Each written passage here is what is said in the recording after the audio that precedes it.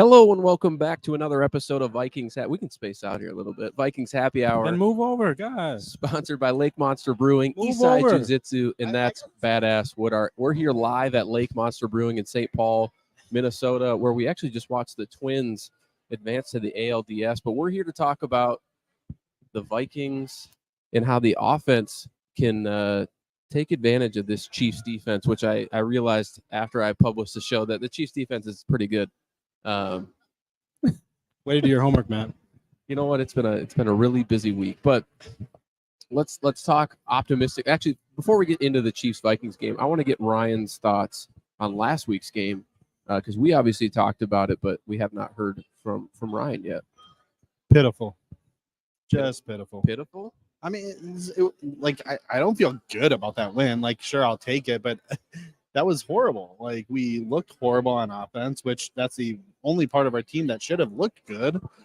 And we got a couple lucky breaks, and that led us to a win. I mean, I'm happy that we won, obviously, but a team like the Panthers, you should be blowing them out. You shouldn't, or at least like winning, pretty convincingly. And we just didn't do that. I mean, it went right down to the end. So I didn't love the fact that we, played down to our competition. And I really hope that we have the ability to play up to the competition this week with the Chiefs. So speaking of this weekend's game, obviously the offense sputtered last week in a lot of different moments. How can they get on the right track this weekend against the Chiefs at home? Like, what do they have to do in order to just start right? I think you need to bring a well-balanced attack. You can't get too one-sided one way or the other. I thought what's surprising is the run game was the only thing that really was working pretty well this game against the Panthers. So maybe they found something there. I thought Alexander Madison was running a little bit more decisively. I thought Cam Akers came in and ran pretty darn well. I mean, I think at one point he was averaging like 7 yards a carry. I'm like, let's give this guy the ball a little bit more. And yeah, so if you can have that well-balanced attack, you utilize the run game and the pass game and a little more play action and get Justin Jefferson on some open routes, it'll be great. So I think that's the way that you attack this team. Yeah, I think coming out of the Panthers game, they definitely didn't hit their strides. They were probably the least efficient game.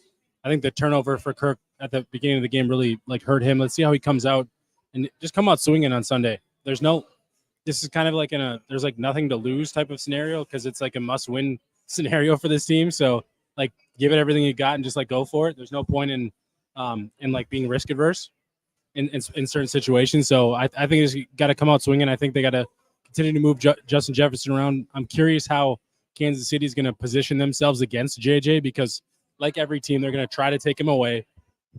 But I think this team has better cornerbacks than we've seen in the last couple of weeks. So we'll see how they handle that. But yeah, I think if you can, like you said, get a balanced attack, I think we need to get other receivers involved though. I think that's important. I think if you can get the TJ Hawkinson, Jordan Addison, even a little bit of KJ Osborne, get those guys more involved. I think that's just going to help the rest of the team and help JJ because when teams key and double, triple team JJ, you got to have those one-on-one matchups somewhere. You got to win there. And that's you got to expose those opportunities as well. Yeah, and another thing too is we're going against a defensive front that has Chris Jones on there, and that's going to be a battle for all those interior guys. So they seem to play a little bit better last week. They held their own against Derek Brown, who in his own right is a very good defensive tackle.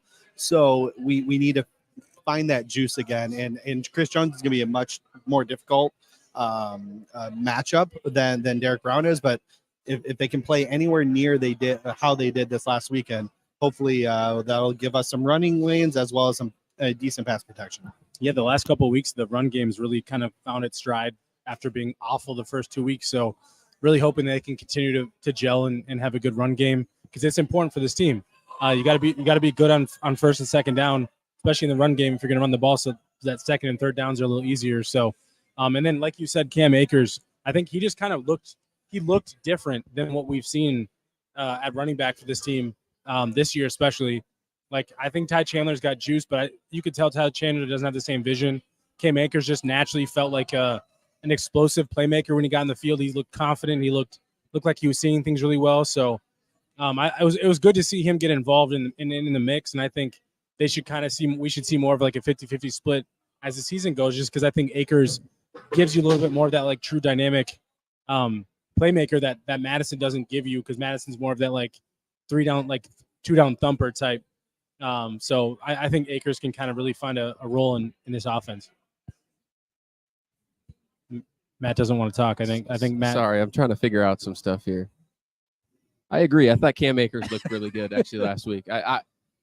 It was difficult for me because I wanted actually Akers to play more, but Madison all of a sudden showed up this season, and there were a couple runs where I was like, am I going to hit my season-long bet where he gets over 60 yards on a single rush? But alas, it didn't happen. Hey, it might. It might. You talked about Chris Jones, by the way. I don't know if you watched Nick Miller's episode yesterday, but he talked about kind of the numbers and the fact that the Vikings run blocking and pass blocking is actually one of the top in the league. So when you think about that and what fans kind of say about the interior offensive line and whatnot, do you think that this offensive line actually stands a chance against Chris Jones this weekend? Especially, I'm thinking of interior, Ed Ingram, maybe Garrett Bradbury. Yeah, we've seen them. I know they didn't win those first 3 games, but we've seen them hold their own against good competition so far. It's not that.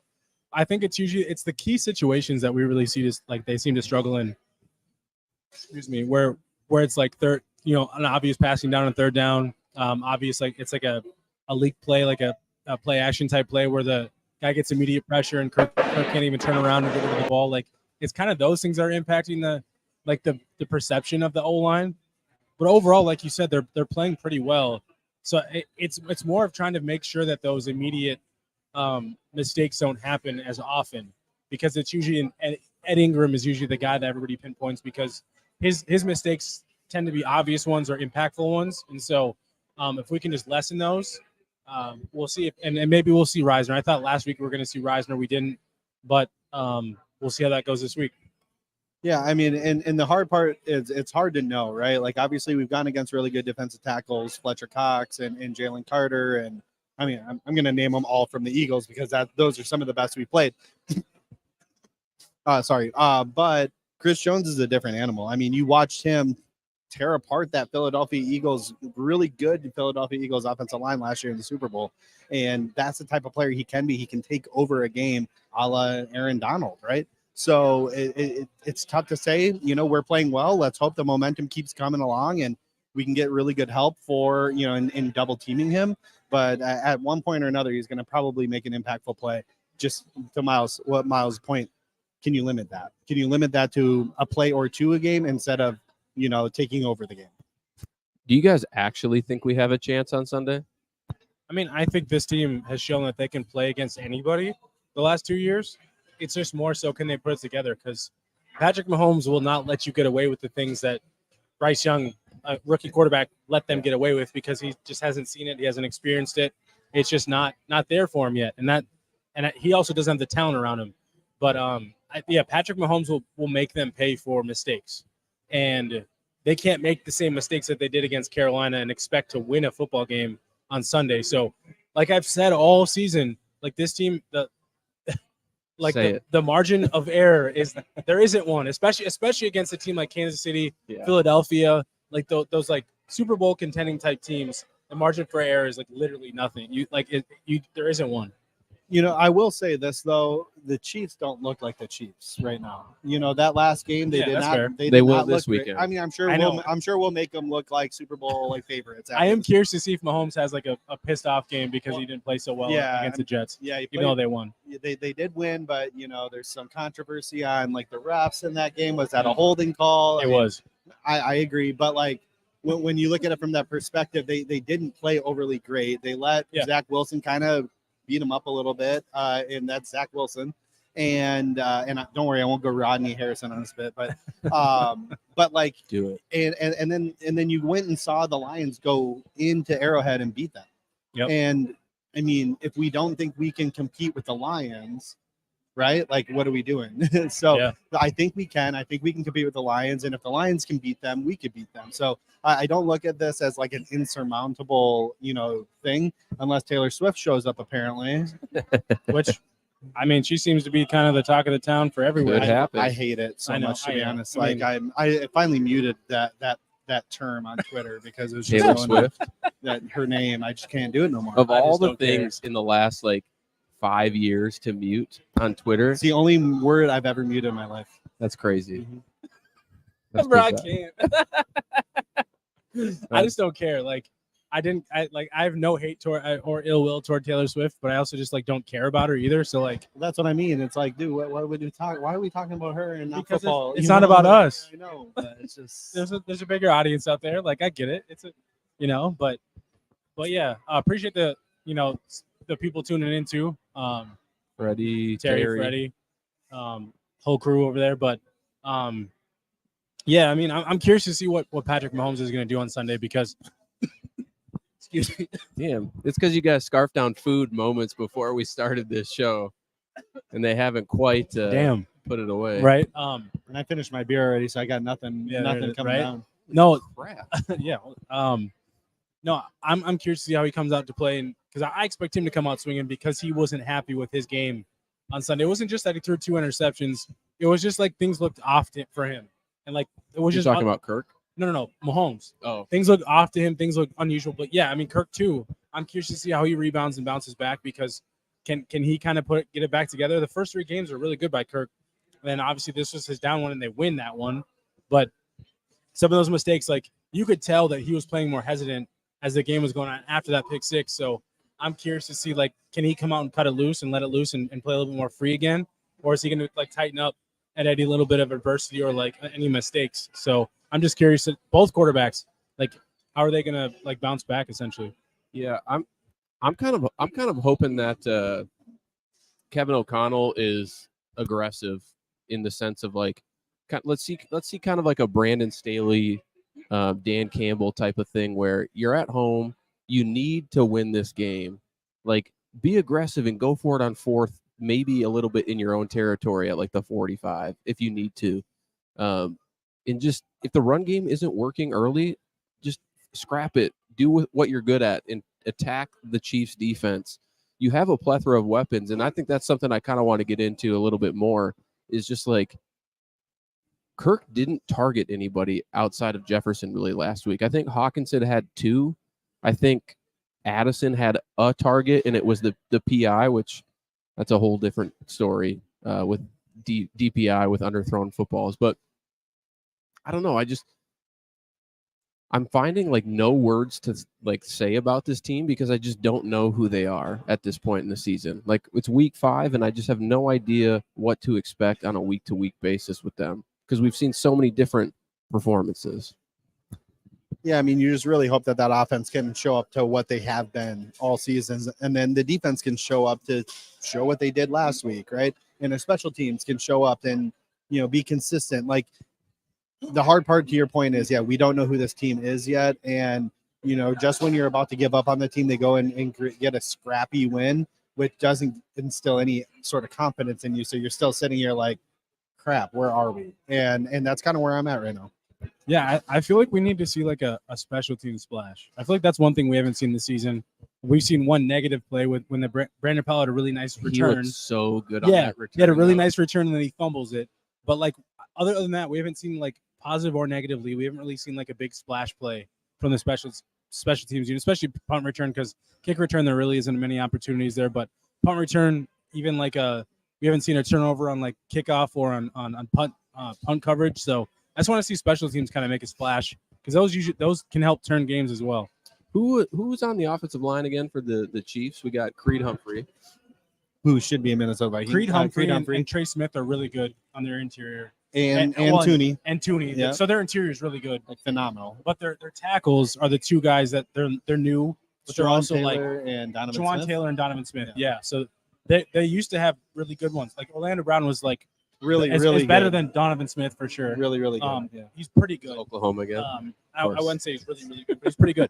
But Juwan Taylor, they paid him a lot of money, and he just hasn't. Well, what's weird is they paid lived up to Juwan Taylor the money, million, yeah. like they paid the money that they could have paid Orlando Brown, Yep. who is a better, like Yeah. all no, jokes he is. aside, he is a better player. Especially this year. Like, so I'm curious to see if we can attack those edges. if Marcus Davenport, the way he played last week, if he can kind of he was a monster. he was everywhere. That bro. was Like, kind of my leading question here. Yeah. Is like he's going to be the difference maker this week, and I Yeah. feel like Daniil Hunter's going to do his thing, but the way that Marcus Davenport showed up last week, I don't think we've seen that in a lot. Like I'll even go as far to say that even Zadarius didn't provide that sort of spark. that was like an Everson Griffin type game to me. That's what it Yes. felt like. Well, yeah, I would say Zadarius brought the He- production in a different way. and the spark, I would say, but like I don't know. Yeah. To your point, like he almost looked like Everson, like where like he was like I don't want to And- say it like no, this, but like yeah. he's like a madman. you Yeah, know, like, and now I don't expect that every week, but like I do. well, but like I you do. know, he wanted to No, prove you- people you wrong want because that, like people doubted him when we signed him, for sure. and then people were complaining over the Trashed last him. couple They trashed for him. over the last couple weeks because he hasn't gotten to play because he he's got hurt. injured. right. So it's like, no, he's coming out and saying like, no, I earned this Yeah. 11 million or whatever it is. Well, and so the one thing that those edge rushers got to be careful of is like you can't just like free spin off of the tackles and expect Mahomes to just sit there and take it and get sacked. Mahomes is one of the best players in the league at maneuvering the pocket and also escaping the pocket. So and throwing off platform in every sort of angle. So I'm curious how they're going to kind of contain that because you can't just because sometimes when you let a pass rusher just go, they kind of can go any way, inside, outside. But those guys have to keep him in the pocket and contain him. You can't just free rush inside, like make a spin move inside or a bull rush inside, because he'll just pop outside and run free and either run the ball or find somebody down the field. So you can't just like they can't treat him like they did Bryce Young last week. Harrison Smith's not just going to get free runs at the quarterback. He's not going to be able to just like be at the line of scrimmage the entire game. It's just not going to work that way against this kind of quarterback. Like you're kind of like looking at the opposite of the Panthers with this team, because you could attack Bryce Young because he's young, inexperienced, coming off an injury. You could do all those things and feel confident in everybody else behind you, but you can't do that to Patrick Mahomes. So I'm curious to see how Brian Flores is going to dial things up so that they can disrupt him. What is interesting, which I'm excited about really, is that we have seen variations of this defense already. Like last year, we were so used to watching this like shell defense, same defense, doesn't matter who the opponent is. We did the exact same thing every team. Here, it does seem like Brian Flores is scheming his defense to the players that he's going against, which is a breath of fresh air. Definitely. You have to get creative this weekend though with blitzing because You have to. Yeah. Because to your point, I know you're itching to go get beers, so you can definitely go. That's more so me saying I want a beer too. So I'm like a server now. I'm the one in the middle. That's not my fault. I can didn't go. ask to sit here. I'll go grab one. You're talking. You just hate being host, so I do hate it. You So- grab me he wants an Oktoberfest at Lake Monster. I'll take a depth charge. But yeah, you have to get creative with your blitzing because again, Mahomes is going to pick it apart. Mm-hmm. And I don't know, do you just rely on Harrison Smith to do that again next week? Because he's going to have to be the difference maker. I feel like again. I mean, yes, but obviously, like I said, it won't be the same thing as what you did against Bryce Young. You can't just free blitz him as often as they did. You can't just he's not going to get he's not going to get home in the same way. Like, yes, I think Harrison Smith's going to have an impact, and I think there's an opportunity for him to have a major impact. But a lot of that does ride on the guys behind him. Like the DBs have to be more. Besides Travis Kelce, though, there's not really anybody you're afraid of. I hope this the DBs aren't afraid of anybody besides Travis Kelce. Yeah. Because nobody's really proven anything. I think Rashee Rice has looked good, but he's obviously a rookie. I think Sky Moore has potential, but he hasn't really shown much, hasn't done a lot. And then there's Thank you, Ryan. I think and then there's Kadarius Toney, who's kind of been in and out of the lineup. So there really isn't a guy that you're truly afraid of besides Travis Kelce in the pass game. So I do wonder if they're going to try to run it down our throats with Isaiah Pacheco. Jarek McKinnon revenge game. Jarek McKinnon revenge game. He never got it with the 49ers No, when he didn't we played because he it. got 'cause he hurt. was Right. So maybe that's one of their strategies is kind of do what the Eagles did and just start running the ball down our throats. Now I think we're more prepared for that type of scenario than we were against the Eagles, but maybe that's part of their game plan. Mr. Kirk Cousins calls out if Davenport doesn't play at that level every week, we need to have good creativity. Well, and you can't I know Matt's saying he expects it every week, but you can't expect that type of performance every week. That's just not sustainable. As great as it was, it's not a sustainable. Like he's like I think Marcus Davenport's a good player. What's your expectation then? Like Danielle Hunter doesn't have that every week. Like Danielle Hunter doesn't go ape shit like God mode Hulk every week. Like Danielle Hunter makes an impact every week. But Danielle Hunter doesn't right. Like yes, and that's not me nitpicking or being negative on Danielle Hunter. But like that expectation that Marcus Davenport is literally going to like run roughshod every single week, it's just like that's just like hard to sustain. And so like it's more of like that doesn't mean he won't have an impact or can't be impactful or like help other guys around him be impactful. I just think you still need guys around him to step up too. It can't just be, oh, we need that every week from Marcus and Davenport and the defense will be fine. Like that's just not realistic. Is DJ Wanham the guy No, to step up? we know this. Like that dude is really good at being in the perfect spot though. Like if anybody's in the perfect spot, like every single time for like a free sack or like literally to go scoop and score, like that man is it. Like I need to hang around DJ Wanham a little bit more, just get a little bit of that luck. Are you gonna get onto the NFL field here? yeah. No, I just want some of that luck he's got. Let's transition back to the offensive side of the ball. And I kind of want to talk about TJ Hawkinson in this game because I feel like it's Oktoberfest.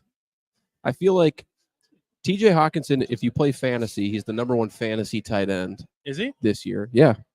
Oh, the touchdowns for sure. Yeah. I think Sam Laporta has the most yards. Yeah, I think so. And Travis Kelce missed the first game. Yes. Right. Yeah. That's why. Flip is like just rolling in LA right now to know that TJ Hawkinson's atop the leaderboard, though, because he absolutely hates him for some reason. But yeah, I just feel like this weekend you have to get Travis Kelce involved or TJ Hawkinson involved. Both teams are saying this. Yes. Yeah, Maybe right. I shouldn't have got him that extra beer. You have to get TJ Hawkinson. Who is this kid? David. What up? You have to get TJ Hawkinson involved this weekend, and you have to get Jordan Addison because I do feel like they're gonna try to take away Justin Jefferson. Well, the Chiefs have two really good cornerbacks in L'Jarius Sneed and Trent McDuffie, and so I'm curious like how they'll deploy that. I think I wouldn't be surprised if Sneed's the guy that kind of covers or follows JJ, and McDuffie kind of handles the rest, the other guy. But like someone's going to be open or have an opportunity because all the attention's on Jefferson. So this is why you drafted Jordan Addison. This is why you have KJ as you're another guy, and this is why you signed TJ Hawkinson to the big extension you did, because one of those guys needs to be able to win one-on-one opportunities because they see them frequently with a Justin Jefferson on your offense. So one of those guys has to step up, and I hope they have a game plan to find that weakness of the Chiefs defense that they can figure out which guy that'll be this week. Well, and the thing is knowing just historically how Steve Spagnuolo plays his defenses, he's going to try to bring guys. He's going to bring pressure. So there are going to be opportunities. Yes, like there are going to be times where JJ is going to be double covered and maybe triple covered, but there are going to be one-on-one opportunities for him. We got to be able to identify that and stick him. Hit him on those open crossing routes or deep routes, whatever it might be. You got to take advantage of those opportunities because they will come, but then that just puts a lot more pressure on our offensive line to perform. David Rinaldi put in the chat here, Brandel and Reisner are getting reps. I have not been on Twitter at all. They did today. last week too. Okay. So I don't know if that it's hard for me to take that, and then maybe this is a let us know, point. David. But no, they've been taking the same reps this week as they were last. But okay, it doesn't really matter until we see the game. If they're going to actually get in, I wouldn't be surprised if they don't again, because I think they like their lineup. They don't want to disrupt that lineup as much as they probably should. And they played well last week. I mean, didn't they? Overall, they did. I mean, the pressures still aren't great for Ingram, but the thing that I think fans need really to sort of understand a little bit when it comes to the offensive line is the offensive line is going to probably lose more than they win in most situations. I feel like the defense has an advantage when you're rushing the passer, and maybe I could be wrong. More times than no, I don't agree with that. You shouldn't win more. The defense is going to win more times than you lose like that on the offensive line. No, that shouldn't happen. That should not ever happen. I'm not saying they won't lose every once in a while. I'm advocating for our interior offense. No, I'm not, and I'm not I'm not even anti Ed Ingram. I understand why he's a scapegoat. he obviously needs to improve. But There's are like, always a scapegoat, though. they're like positives to his game as well. So like I think there's a reason that the Vikings have an investment in Ed Ingram. They want him to develop. They want him to improve. So that's why I'm not as surprised the fact that he is still in the game, because they're seeing enough on their end to not just flip him out of the game and say, all right, Reisner, and maybe Reisner hasn't shown enough in practice. Like, Yeah, I was gonna say we only see games. We don't see Yeah. practice, and who like maybe Right. Reisner's cheeks in practice. well, and who remember, knows? he Like, hasn't played right guard since college, and he didn't even do that yeah, I very, was saying, very I don't often. think he did. Yeah, He played more tackle, more, played. I know he played a little bit of everything in college, but like he played all left guard with the Denver Broncos for 4 years. And people forget how hard it is to transition to the other side. So like we always want to like say, let's just get Ed Ingram out of there, but maybe he's better than Reisner right now. Mr. Kirk Cousins brings up a good point here, because we talked about it pre-show too. Nick Bolton is the difference maker on that defense. he's a beast. He's one of them for sure. And I don't think he played last week. He's questionable played the for last this 2 weeks. week with a leg injury.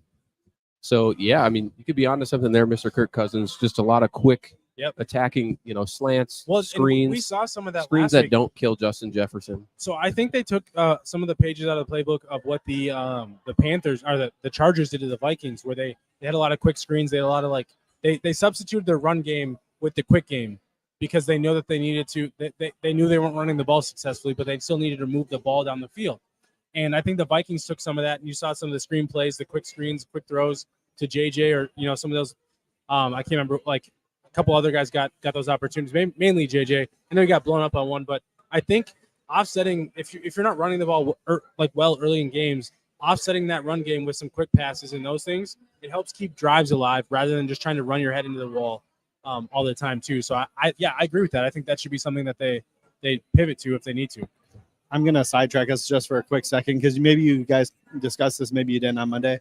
You didn't sorry. watch? I didn't watch it yet. I'm sorry. Oh my gosh! Ryan. Way to support. Oh, my bad. I have a job and shit.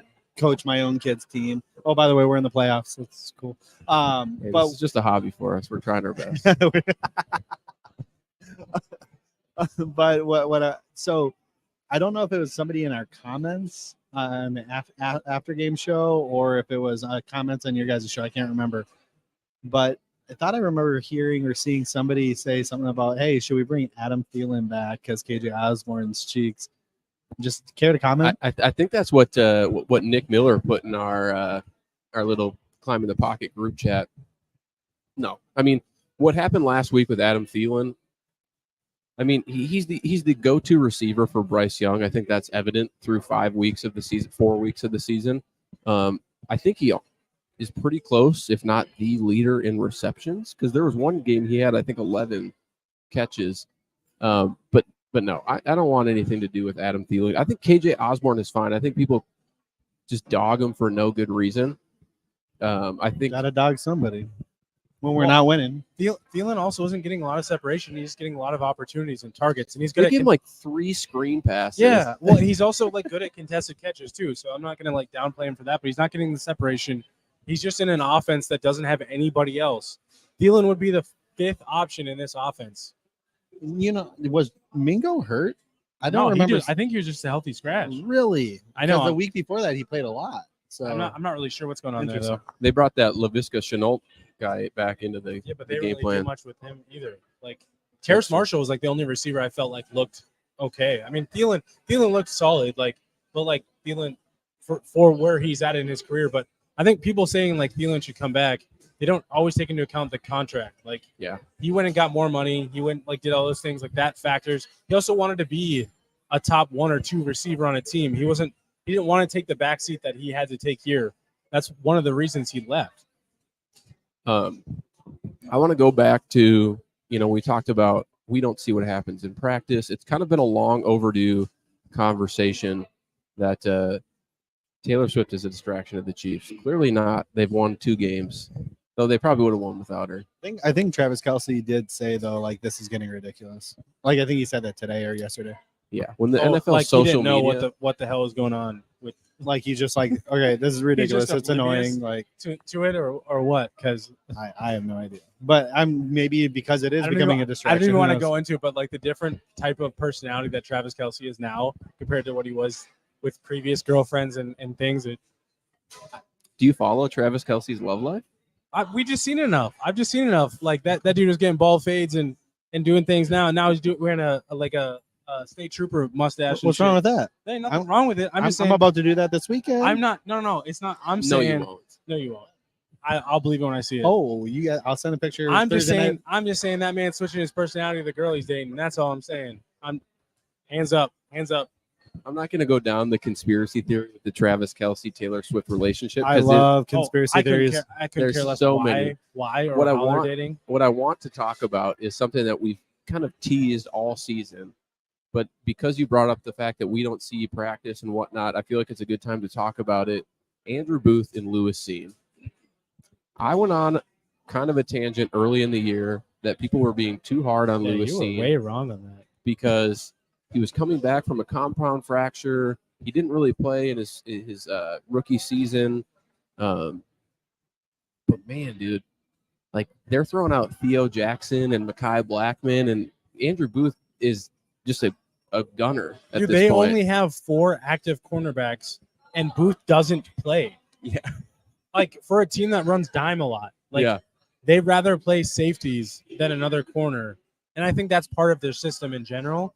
But like he doesn't see like Booth in general, like doesn't see snaps. Seen's been obviously got hurt with the hamstring with playing special teams or whatever, but like, yeah, it's really disappointing that those guys can't even like crack a rotation at this point. It's not even that they're like have to be starters, but they can't even like get on the field when they're healthy. So like that's the disappointing part. I'm not ready to give up On either? on either. No, I'm a 3-year guy. Like I still think they need another offseason, but like it's definitely not promising. There you can't. I've said this. I said this with Treadwell too. I think like if you see like these guys in their first 2 years, they're not contributing. You can't rely on them for the following season. So like your decisions can't be dictated by expecting them to be like a positive attribution to your team. And so like that doesn't mean that they won't earn those roles and opportunities. But like if you need another cornerback, you go get that cornerback. You don't let like Andrew Booth isn't a reason you don't go get another cornerback, right? Right. Like Lewis Seen isn't a reason you don't like re-sign a Josh Metellus. Like They will cut one of those guys next season. I'm Yeah, sure maybe, it's probably, maybe, it's but possible. like also, I'm not loving what I see out of any of our corners, honestly. Like What? when I watch our cornerbacks right now, I'm like Byron Murphy, sure, but he kind of got cooked. What was that, 2 games ago? Everybody got cooked I by mean, Keenan Allen. everyone did. Everybody. everyone. But It was like, pretty evenly split. yeah, sure. But like, what I'm saying We is wouldn't that look. like I don't think anyone's playing like exceptionally well. Where cornerback's not a major need next year. Like Everything's a Caleb major need Evans, next year. like he's flashed a little bit, but he's also made quite a few mistakes. Yeah. Mekhi Which we expected. Blackman looks okay. Like Mhm. I don't think he's done anything great. Andrew Booth hasn't even had an opportunity. And I mean, that's his fault, And that, but- no, I'm not saying that it's not. I'm saying that like we just don't really have anyone in that room right now. Well, I also think a part of like some of those guys' struggles earlier in the season is the fact that you don't really have a pass rush without blitzing. Like who was it? The Chargers, they blitzed 83% of the time. Mhm. Like, how do you expect your DBs to play well if you're not getting home and you're blitzing that much, right? Like those types of things. I obviously didn't do the show last week because I was sick and you guys were on with Jonathan Stewart, which great. That was a great episode, by the way. I thought you guys did a great job. Thanks, man. You I- watched that one, huh? I did watch that one. I just don't watch the Monday ones because I'm not included. No, I'm just joking. But one thing I want to bring back about that Chargers game is, remember how I was really high on Tuliopo? Oh yeah. Yeah. He wrecked us. He did. He was really good. He looked Wrecked really good. us. So I was like, I just felt validated in my ability to couch scout. we're always somebody who plays the Vikings is always due for a freaking breakout game, and it didn't surprise me last week that kicker made the longest kick of his career against us. Like Yep. it just always happens. We should project who's going to do it this week. It's probably Trent McDuffie. Pick 6 or something like that. Yeah. Something crazy. Oh my gosh! If Kirk throws a pick 6 in back-to-back weeks, this fan base is going to lose it. Yeah, I don't know who's gonna break out. Maybe your boy Sky Moore. Yeah, maybe. Like, I want to see Justin Ross get some reps. yeah, he really hasn't. Who? All the offseason hype. Justin Ross. He was like a super wide high receiver, like, he got hurt last year. Clemson guy. Clemson. He was like highly touted Clemson. You haven't heard kid. about him? That's the fast kid, right? No, tall, skinny, dude. No, not ringing a bell. or maybe like Kadarius Toney goes off. Like Tony won't go off. no, but he's kind of been phased out of that offense. But I think it's more likely that Jerick McKinnon has a true revenge game against us. I think it's going to be Pacheco. I think Pacheco's going to go for like 130 and 2 if like they decide to like commit to that. Well, we can talk about that right now. We can include it in our prop bet. I literally laugh every single time I see anyone talk about Pacheco because they're always like referencing something like he's running like he's got a whatever it is, right? Like whatever the Mad at the ground, or whatever. the ground. But like it is funny to watch him run. Like he runs got high hard. knees. He runs with high knees. Like when you see the drills of guys running with high knees, like he's like over exaggerating that as a regular run. And how you find him in the 7th round, and then we go get Dwayne McBride, which admittedly I liked him. I was excited about the pick. I think the Vikings were excited about that pick too. So it's not like right. But like how do we not get a Pacheco ever? I guess we got Ivan Pace. We got Jerick McKinnon. The Vikings That's have like a been good. 3rd round. The Vikings have I guess had that's true. good running backs the last decade, bro. Like I know. No, I'm not saying like at running back. I'm just saying that like at any position. Ivan Pace is that guy. Definitely, like for Ivan sure. Pace is that. I think this year. I think J-Ron Curse kind of was a little bit of that. But he never got run with us, really. Well, like, he didn't become like a did. notable name. He got a little bit of he run went to the Dallas. Cowboys. when he played like that big nickel position, and then he went to Detroit, then went to Dallas. But like I'm saying, like there are some of those types of players, but they're not as. I'm with you. Like there hasn't been enough. Like where's our Trey Smith? Where's our I agree with that. our late round pick that like becomes a stud? It's back in 2015, and they're all on different teams now, Right. except for Daniil Hunter. I think a Caleb Evans is probably the closest thing we have, though. Besides Ivan Pace, Ivan Pace is kind of Ivan Pace is it. He's like in his own world right now. Well, I but, mean, like, and like Metellus has come up. That's a good one. That's a good Metellus one. is a good That's one. a really good pull. In a real organization. Oh, Cam Bonham too. I think Bonham's been. I know he's a 4th round pick, but that's still like a good pick to find a guy that can. He's been good. And he's been really good. He's Yeah. been way more aggressive. I love the scheme because they Fits can. him well. Those guys can be so much more downhill aggressive rather than having to just be up top. Man, I was ready to write off Harrison Smith, and he comes in and has that game, which I mean, like he got to play at the line of scrimmage the whole game, but like he played a damn good game. I'm just saying. I don't think he can get away with that this week. Oh, definitely not. Like, I but just what I'm saying is, I was ready to be like, all right, ship Oh, them off for sure, like whatever, sure. like a vending machine, and like let these young kids get run. And now I'm like, I can't really say You that. got anymore. your chat GPT shit. I do have it. Should we get into that stuff or we prop should. bets? We should. I do want to say though, I still think that it'll be done by like we'll stop that bit by like week 7, so you guys are fine. Keep it rolling. I'm good with it. I think it's funny. I do want to say Cam Bynum is like he's gonna get a contract extension here. I think. Was year 3, so yeah. I mean, I think so. And so because of Lewisine, like there's no like that, and that's another unfortunate reason. But like when you have guys like Lewisine who don't pan out. but like not because of Lewisine. No, not because like not he just was because. Lewisine was supposed to take over Harrison Smith, No, I know. and but then that's going to be your next higher paid safety is Bynum. all the snowballs, though, like Yeah. it all Well, no, snowballs it just means that we in have general. another need at safety again in the near future, Yeah. unless we're really excited about Theo Jackson, which I mean, because he's only in year 2 and he's looking pretty good. Yeah, they have his rights for. He's For 2 more years, I think. Yeah. This rookie team contract. is set at safety for the foreseeable future. Yes, they should be. But if like Tyler Newman's there, you might have to go. No, I'm not spending a 1st round pick on another Well, safety. I was thinking second, but No, I wouldn't. This do that team either. needs to invest in either their quarterback of the future I like him. or in the trenches just take best player. But because it whatever. kills me so much to see. No, I agree with that though. Trenches, like we need to D-tackle for sure. To We hear need to Tart D-tackle. free agency. And we still need to Like I D-tackle said, even it with him. Like I said, Byron Murphy last year. To hear Tart's. That's your one this year. That's my one this year. Okay. Because I did poor planning this week, Typical. we can't plug in the computer and have the light on at the same time. Jesus Christ. So we only have about 30 minutes left of battery life. So we need to just keep this train moving. So let's switch to our That's our producer, guys. That's just what we deal with. Like this is the stuff I deal with. But honestly, he is pretty good. He's Like all right. like if we're being real, He's like okay, I mean but he sucks, but if like, I gave him a grade, honestly, he's it'd be pretty like a C+. You know? Yeah.